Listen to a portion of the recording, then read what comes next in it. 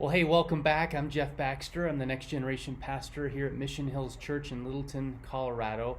And thanks for exploring Israel for Bible study with me again. Imagine going to a small fishing village. Maybe 100 people live there. So everybody knows everybody.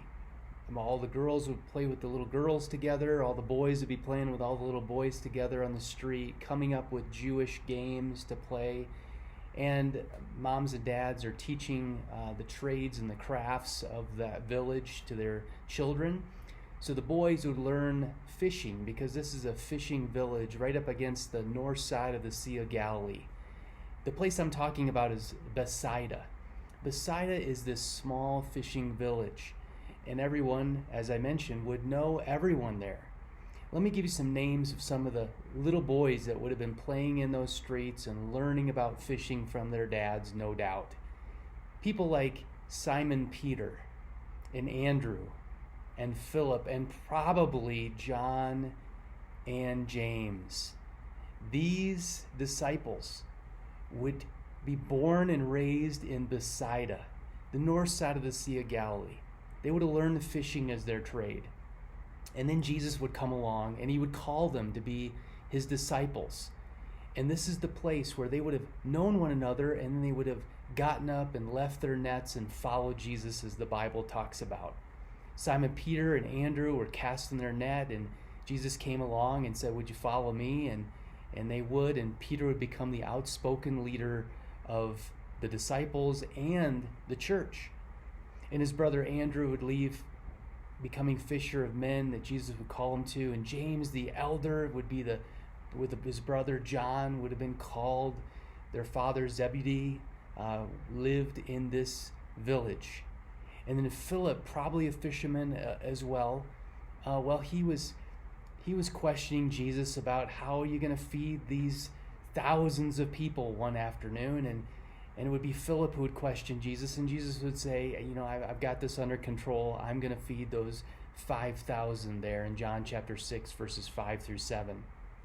Well, today the Sea of Galilee is not quite as large. The water has receded, and so Bethsaida seems like it's far away. How could it be a fishing village?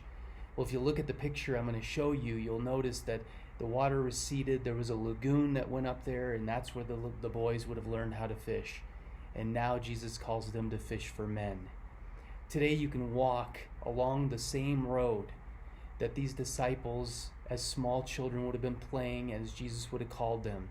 You can walk through the same city gate that they would have walked through many, many times as they left the city to go down to Jerusalem for Passover or go other places. Jesus would have come and gone through the city gate often. It's an amazing place, and it has rich biblical history, because this city was back there in the Old Testament as well. It was called Gashar. Gashar was mentioned in the Old Testament several times. It's part of the dividing up of the kingdom in Canaan by Joshua chapter 13, where David would flee from Saul in 1 Samuel chapter 27, verse 8. The homeland of David's third wife, actually, the daughter of the king of this place, Gashar. 2 Samuel chapter 3, verse 3, and where his son Absalom fled after killing his brother Amnon in 2 Samuel chapter 13. So there's rich history in this city that would end up being called Bethsaida. Let me tell you about one episode. So imagine these little boys have now grown up, about 30 years old. Jesus comes by and he calls them to be disciples of him. They would come back in Mark chapter 8, verse 22. And let me read for you what transpires in Mark chapter 8, verse 22. They came to Bethsaida, and some people brought a blind man and begged Jesus to touch him. He took the blind man by the hand and led him outside the village. He would have gone through the city gate to lead him outside the village. And when he had spit on the man's eyes and his hands on him, Jesus said, Do you see anything?" He looked up and said, "I see people, and they look like trees walking around." Once more, Jesus put his hands on the man's eyes. Then his eyes were opened, and his sight was restored, and he saw everything clearly. Jesus sent him home saying, don't go into the village. Don't go into Bethsaida.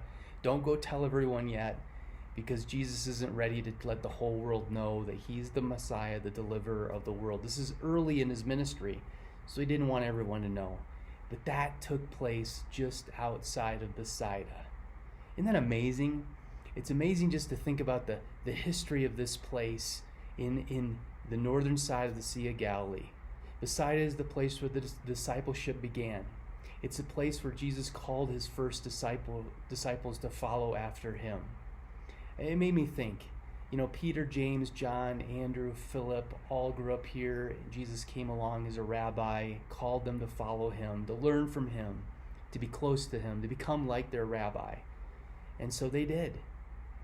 Well, where did discipleship start for you? Where did you start following after Jesus? The cities of Israel are absolutely amazing to go visit and be there and walk there and to know places like this where Jesus would have been, the disciples would have been. Jesus would have walked on that road and walked through that gate. It's just amazing to stand in that place. I hope this has been encouraging to you as we explore Israel for your Bible study. I hope it brings to life some of the things you're learning right here. Have a great day.